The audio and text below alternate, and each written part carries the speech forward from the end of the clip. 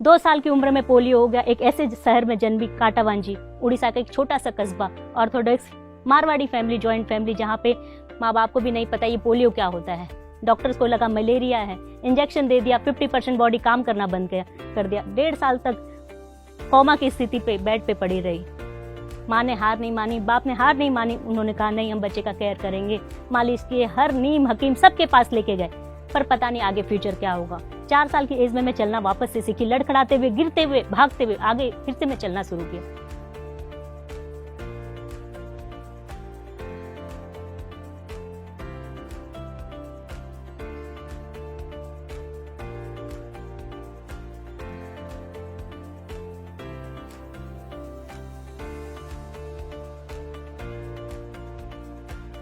School के लिए जब वो परेशान हुए, एडमिशन नहीं मिल रहा था, कोई भी स्कूल इस बच्चे को लेना नहीं चाहता था। समहाउ कहीं एक स्कूल में एडमिशन मिला। बहुत ज्यादा तो स्कूल की बातें याद नहीं आती, पर इतना याद आता है कि बहुत संघर्षपूर्ण था, मेरे लिए आसान नहीं था। स्कूल जाती थी, रास्ते में कुछ बच्चे खेलते होते तो वो चिढ़ाते थे, लड़खड़ाते थे, एक्ट करते थे और पत्थर भी मारते थे। इग्नोर करती थी, मैं उधर नहीं देखती थी। ऐसा लगता अगर आज मैंने इनको देख लिया, अपने आप को रोक लिया, तो मैं कभी आगे नहीं बढ़ पाऊंगी।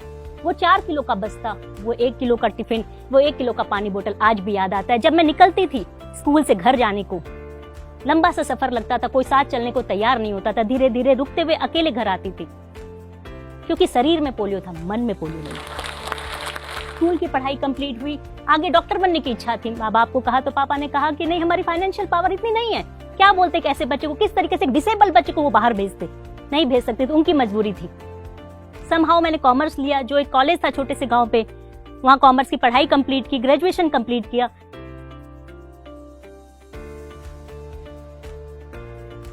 चार साल के बाद अपॉर्चुनिटी मिली कि आप सीए का एग्जाम दे सकते हो, लेकिन घर पे बैठ के दे सकते हो। मैंने बोला बहुत अच्छी बात है, मैं करूंगी कोशिश। जिस समय सीए की पढ़ाई शुरुआत की ना, तो मुझे डेबिट समझ में आता था, क्रेडिट समझ में आता था, मैं भूल चुकी थी अकाउंट्स। फिर भी कोशिश किया, घर पे बैठ के 1 महीना कोशिश की। वहां से उस समय 30 या 40 बच्चे ने गांव से एग्जाम दिया था, मैंने टॉप किया। माँ बाप को साहस आया कि बच्ची कुछ कर सकती है, इसे पढ़ने का और मौका देना चाहिए। आगे पढ़ने के लिए मैं शहर गई। शहर पे इतना बड़ा शहर था, पहली बार तो मैं 1000 बच्चों को देखा। कहाँ छोटे से गांव में 50 बच्चों के साथ पढ़ी हुई। बहुत मेहनत की, ऐसा नहीं कि जिंदगी में स्ट्रगल नहीं करना पड़ा, पर मुझे कभी समझ में नहीं आया कि स्ट्रगल क्या होता है। वो आम लोगों को दिखाई देता कि हमारा शरीर काम नहीं देता, लेकिन मन में कभी नहीं था। मन से अगर हार जाती तो मैं आज हार जाती। सीए कंप्लीट हुआ, मैंने 6 महीने पहले कंप्लीट किया और मुझे अपने ही कोचिंग इंस्टीट्यूट में बेस्ट स्टूडेंट का अवार्ड मिला। उस समय मैंने टॉप किया।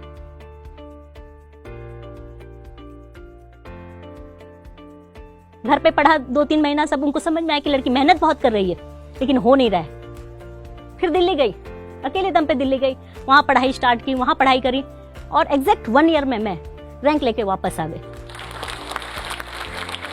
यूपीएससी की लिस्ट में मेरा नाम आया, सबका नजरिया चेंज हो गया। मैं बचपन से एक क्विक डिसीजन रही हूँ, मैं सोच लेती कि मुझे ये करना है तो मैं करके रहती थी, चाहे वो भीड़ से अलग होता है। भीड़ हमेशा क्रिटिसाइज करता है कि क्यों कर रही हो, पगला गई हो। जब मैं सीए से आईएएस बनने का सोचा तो भी लोगों ने यही कहा, तुम्हें पता है तुम सीए भी नहीं रहोगी, आईएएस भी नहीं रहोगी। पर मुझे आज तक के सर्वे में लोगों ने कहा कि you are the first CA in lady officer जो become income tax deputy commissioner. Orissa के छोटे से जगह से पली हुई। जब मैं दिल्ली में प्रिपरेशन करती थी, इनिशियली मुझे लगता था कि मैं एक छोटे से गांव में पढ़ी हूँ, काश मैं कोई यूनिवर्सिटी में पढ़ती, कोई बड़ी जगह में पढ़ती, इंग्लिश मीडियम में ही पढ़ लेती तो शायद मैं कुछ होती। लेकिन जब क्लियर किया, जब एग्जाम में लोगों से कम्पीट किया, चाहे वो आईआईटीएन हो, एमबीबीएस हो, डॉक्टर हो, सर्जन हो, तो भी बात समझ में कोई फर्क नहीं पड़ता। किताबें वही सेम है, ABCD वही सेम है, अ आ ई वही सेम है। पढ़ने का जुनून आपका अलग है। आप उस किताबों की शिद्दत से पढ़िए, मेहनत से पढ़िए, वही आपको आगे लेके जा सकता है। आज की दुनिया में कोई चीज आपको आगे ले जा सकती है सिर्फ एजुकेशन और परिश्रम और विल पावर। मुझे एक बात याद आती है कि जब मेरा एक डॉक्टर जिन्होंने अटल बिहारी वाजपेयी जी का ऑपरेशन किया था घुटनों का, उन्होंने जब मेरा रिपोर्ट देखा, मेडिकल रिपोर्ट, तो उन्होंने एक बात बोली कि सारिका, हमें लगता नहीं है कि तुम चल सकती इस मेडिकल रिपोर्ट के हिसाब से, लेकिन तुम चल रही हो सिर्फ विल पावर के कारण। और दुनिया में कोई चीज आपको बदल सकती है जो अद्भुत, अकल्पनीय, अविस्मरणीय, अद्वितीय कुछ हो सकता है तो सिर्फ पढ़ाई है, एजुकेशन है। सोसाइटी का डेवलपमेंट हो सकता है। लोगों की बातों पे बच जाइए, लोग तो पांव खींचेंगे।